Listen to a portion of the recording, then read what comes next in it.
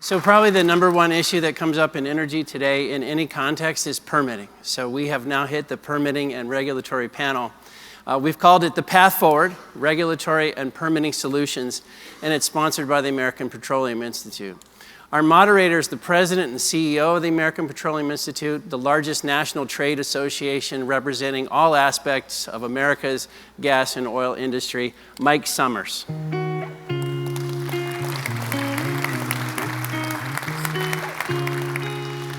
We'd also like to welcome former U.S. Secretary of Transportation and former U.S. Secretary of Labor, Elaine Chao. A fun fact about Secretary Chao is he is the longest serving cabinet member since World War II, so it's very impressive.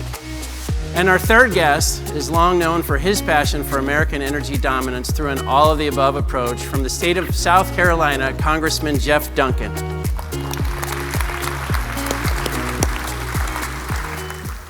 Thank you, Maynard. It is so great to be here. I want to thank Harold Hamm and the whole Hamm Institute team and Oklahoma State University for all of the great work. This is a fantastic event, and we really appreciate all of the leadership that's in this room today to talk about how we ensure that America remains energy secure and the world leader in producing natural gas and oil. It is my honor today to have two truly distinguished guests. Secretary Elaine Chao, who served two different presidents as a cabinet secretary of both transportation and labor. She has been a true leader in ensuring that we have a regulatory environment in this country that is beneficial to American businesses and ensures that we can continue to succeed. They've backtracked a little since Secretary Chao served in office, but it's a true honor to have you here today. We're also honored to have on this panel today Jeff Duncan. Jeff is one of the most important leaders in the United States Congress when it comes to energy. He's chair of the Energy Subcommittee of the most powerful committee in the United States Congress, the Energy and Commerce Committee. Jeff is a stalwart when it comes to ensuring that we have an energy system in this country that benefits the American people and ensures that we have affordability and reliability for our energy future. Jeff is also a proud Clemson Tiger and is a lifelong resident of the great state of South Carolina. So our panel today is really focused on permitting and regulatory reform. I think as everyone in this audience knows that if we can't get our permitting structure down to a place where we can actually build things in this country, there is no way that we're ever going to be able to build out the energy infrastructure of the future. So we're going to focus on permitting reform and we're going to focus on regulatory reform.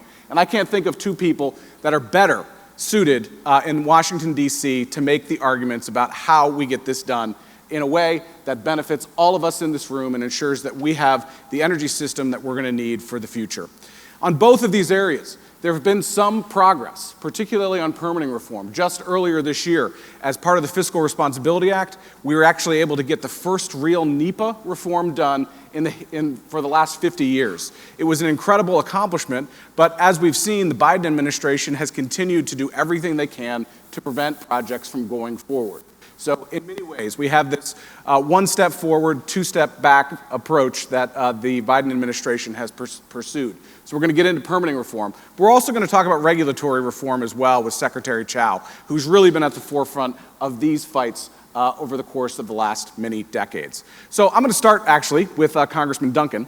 I want to ask Congressman Duncan what his focus is for this Congress and ahead. How do we get this energy structure that all of us are seeking to get right now? Well, first off, Mike, thanks for the question. I want to thank the Hamm Institute and Mr. Hamm for inviting us here to Oklahoma. Y'all have a great congressional delegation here. I see Josh Brocking back there. Josh, raise your hand. Congressman does a great job. So there is no national security without energy security, and the Energy and Commerce Committee is focused. House Republicans are truly all the above energy approach, but we know what works. We know what gets America secure. I focus really on four words when I talk about energy. That's production, delivery, utilization, and export. And so produce more here at home. We know what works. We know what worked in the last administration, and we know what we need to do in America. We have producers that can produce more. Many of you are in this room, but you have nowhere to put it because we have a pipeline infrastructure shortage. So we need to produce more and build out a pipeline infrastructure in order to get that product to the utility companies so they can generate baseload generation that my constituents, our citizens around the country expect. And then if we want to help our friends and allies around the world, we need more export terminals. We need to export more of that product. We can't do it if you can't get the product to the export terminal. So building out a pipeline infrastructure is so important. That's one thing H.R. 1 did. And then, as Mike mentioned, in the Fiscal Responsibility Act, we were able to get some reforms to shot clock, single agency permitting, paperwork reduction. We got Mount Valley Pipeline deemed. So we were able to move the ball forward, and we've got a lot more work to do. And we've always got to figure out how we can address the litigation side of this, Mike, because if environmentalists can continue to thwart projects, whether they're pipeline projects, energy projects, in the court system and drag it out like they did Mount Valley or kill the Atlantic Coast Pipeline, that's a problem for this nation as we try to be more energy secure. So working on pipeline permitting reform is going to be the next thing in the Pipeline Safety Reauthorization Act. And we're just going to keep plugging away against an administration that has a war on fossil fuels. Joe Biden said it on the campaign trail. Day one, he tried to kill the fossil fuel industry. There is a war on fossil fuels in this country, and it's a constant battle in Washington. Jeff, we've absolutely seen that. I mean, just in the last few weeks, we saw them cut off access to leases in the state of Alaska. They tried to take 6 million acres in the Gulf of Mexico offline. Fortunately, API, along with some of our member companies, fought back, and the judge just reversed that decision just last week. So we're going to have access to those 6 million acres. But it's like time and time again, we see these regulatory efforts that are really hindering American energy production. And I want to get into the regulatory side with Secretary Chao. So Secretary Chao, you've served 2 different administrations. As Maynard said, one of the longest serving cabinet secretaries in our history. You've been at the forefront of these battles for decades and decades and decades. Not that old. Not that old, right. Back when you were, a teenager. So, first of all, thank you for your incredible service to our country.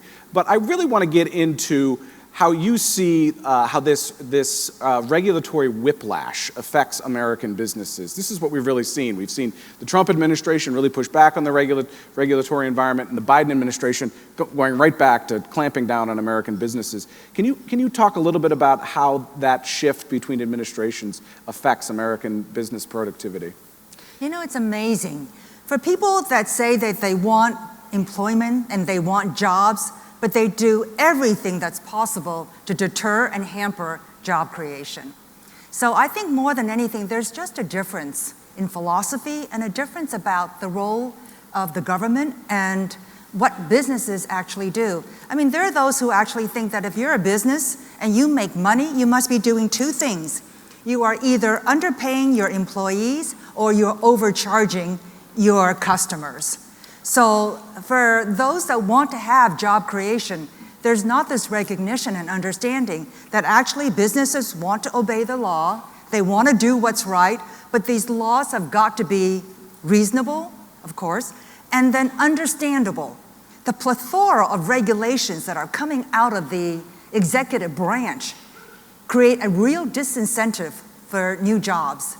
And so when we talk about whiplash, what happens is that businesses are actually willing, as many tell me, to put up with higher expenses, higher cost structures, if they only have flexibility and also, more importantly, certainty. So they want to have certainty. And I think one of the major things that is happening now at the Department of Labor, for example, is a whole new philosophy about employees versus independent contractors, and this whole assault against the gig economy, which they feel is somehow taking advantage of workers, is exploiting workers, rather than view it as giving greater flexibility and choice to employees or to workers who may have 4 hours a day or 4 hours a week that they want to use to earn some additional money. The gig economy gives that flexibility and that freedom to workers.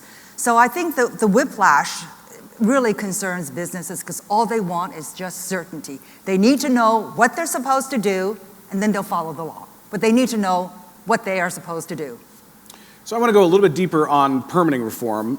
Jeff, you've been at the forefront of these discussions for many, many months.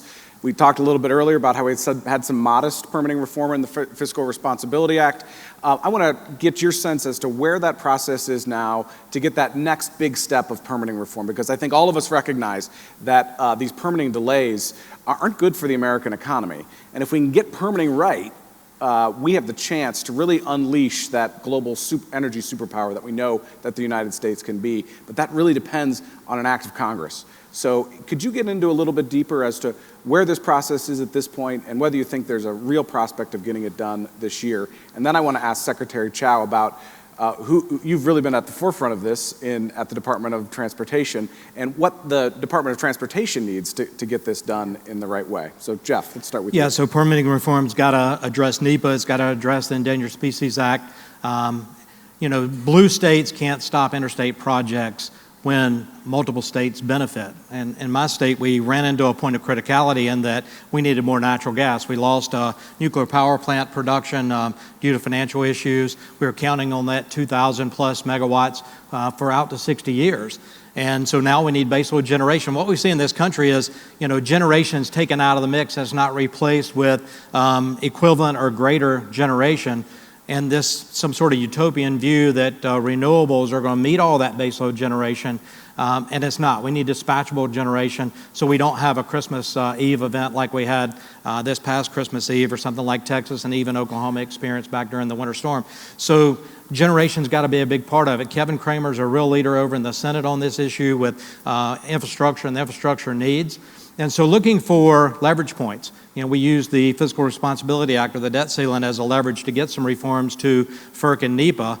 We need to find those leverage points, and we need to work on bipartisan issues. There might be transmission reform issues to try to work on the grid and components to the grid that are desperately in need. That's generators, capacitors, copper, and other things. So looking for those leverage points that maybe we can work in a bipartisan fashion. If we don't find those must-pass piece of legislation to attach something to.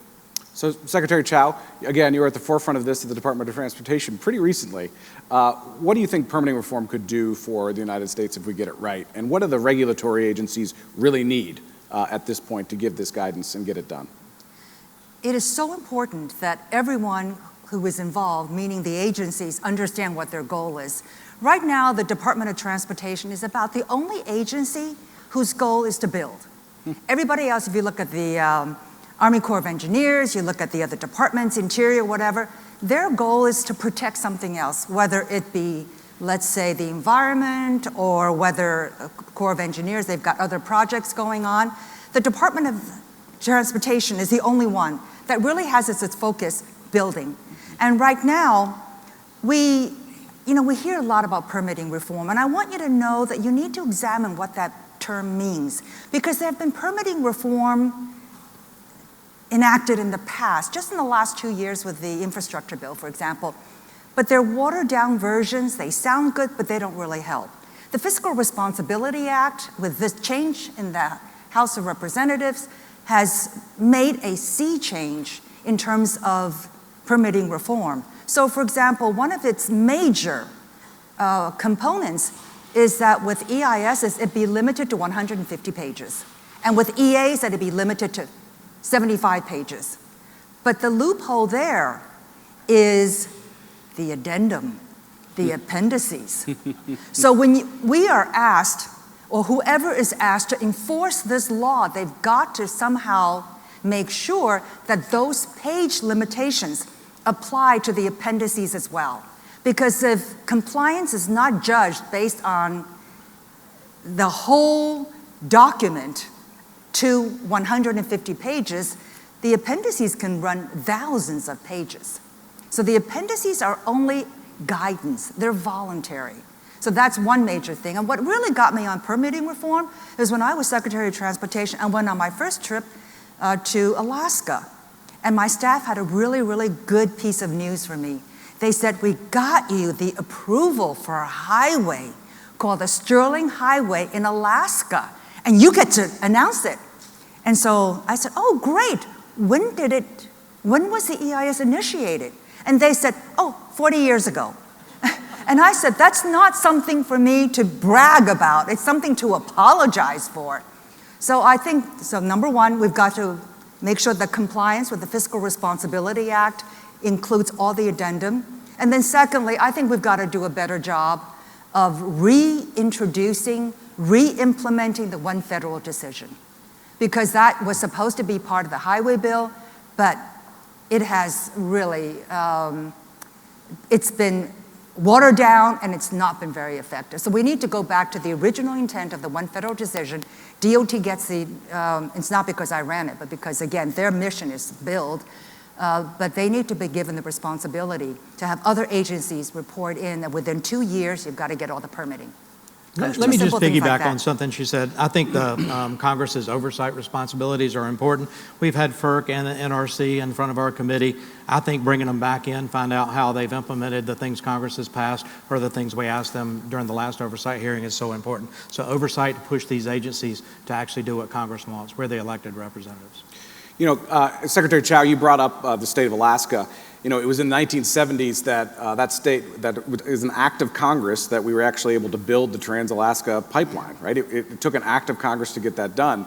You know, unfortunately, it took an act of Congress to get Mountain Valley done again. And I think all of us certainly hope that it's not going to take acts of Congress to get big infrastructure projects built. But it seems like that's the trend. If we can't get a permitting bill done, we're going to have to ask Congress every time to help build this infrastructure. We've got to get 21 days, all federal permits for that project finished. So this conference, we've talked a lot about national security and how important national security is. National security is energy security. Do you think that there is a way that we could interweave the conversation about national security and the importance of building out America's energy infrastructure? That if we can make this debate about energy infrastructure, about America's national security, you know, we're on the cusp of the 50-year anniversary of the Arab oil embargo. And right now, I think because of some of the regulatory decisions that are being made by this administration, we're sowing the seeds for the next energy crisis. So if we can start talking about energy infrastructure as a way that we can secure our own national security, I think it might be a way for us to actually be able to get some of this stuff done. Congressman Duncan, what are your thoughts on that? Energy security really takes a lot of different forms, and you're right, there's no national security without it. It looks like nuclear power for baseload generation. It looks like fossil fuel generation for not only benefiting our constituents for baseload generation, transportation fuels, but also exporting it. Because a strong America, being able to be a net exporter of energy sources to our friends and allies around the world, strengthens us, as Mike Pompeo said last night, on the global stage. And so, but we have taken our eye off the ball on really helping Americans maintain their standard of living and improve that. We're actually seeing energy policy out of this administration diminish the standard of living and quality of life of Americans, actually approaching energy poverty in so many ways. And so we have got to produce here, deliver more, utilize here, and export more in order to be a strong nation. And I think that's really what it comes down to. We're blessed in this nation with abundant resources, but we're cursed with liberal politicians who don't want us to go after those resources to benefit our citizens of the nation, to improve their lives and make us a strong America. And yet they still want their iPads to work and iPhones to work, and they want to use washing machines and dryers and air conditioning and heat. All of that comes because of they don't come solely because of renewables, and that we're going to have to rely upon fossil fuel. So our country needs to have a diversified approach to energy utilization. And we have to recognize that individuals can make a difference, like Mr. Howard Ham. With his one idea, he has transformed the energy sector, and that innovation and technology can extend the possibilities for energy development and increasing the better quality of life for all of us. I think we all know that some of the big things in the United States, at least at the government level, it takes bipartisan buy-in. Right? If you want something to endure, if you want something to actually survive administration to administration, it takes bipartisanship. Secretary Chao, you've been a bipartisan leader for many, many years. You've worked with Republicans and Democrats to get big things done. I think you would agree with that, because it does seem like we're at this moment where the left wants permitting reform to get done because they want to build out renewables, and we obviously want to get pipelines and other energy infrastructure built. So what do you think it's going to take to get Democrats and Republicans to agree on some of these big issues? Well, we talked about whiplash initially. I think if there was a more of a bipartisan approach, you would not see this kind of whiplash, which is so confusing to the regulated community. And I think we're just going to have to make a better attempt at it. There has to be greater efforts to come together. And it's going to rely upon not only the leadership of the House and Senate, but also the sentiment of the American public. Right now, I think we are in a participatory democracy, and it is very important that the public weigh in on the regulatory agencies that are issuing this avalanche of regulations. So for example, CAFE, one of the rules, major rules that's occurring now at the Department of Transportation, it's an open period for comments, and I strongly encourage those who are interested to weigh in. We also have the EPA pipeline emission issue. They have very, very aggressive goals for electric vehicles, perhaps at a rate that the ordinary American consumer is not able or willing to go with. So in all of these regulations, there is public comment period, and it's incumbent upon all of us as citizens in a free society to be able to make known our voices and express our opinions. Yeah, those new EV regulations, I think, are part of that regulatory onslaught that we're starting to see. Jeff, what are your thoughts on the prospect of a grand bargain between the parties on getting this infrastructure built? Well, the first thing I need people to do is go educate members of Congress about the realities of the energy situation in America, about the industry itself, because education is important. There's almost this religious, dogmatic approach to climate and renewables, and we know we need dispatchable energy. We need that energy that's always on, always ready. We need more nuclear power, and we have the resources here to develop and actually create that baseload generation. So the education part's first and foremost. And then talk about the need to deliver those resources to where they can be utilized. Whether, when we're talking about pipeline permitting reform, there may be some trade-off in some sort of transmission reform because they want to get renewables transmitted across the country to states like California that want to say they're 100% renewable even though they don't generate it, but they don't want to pay the cost of that.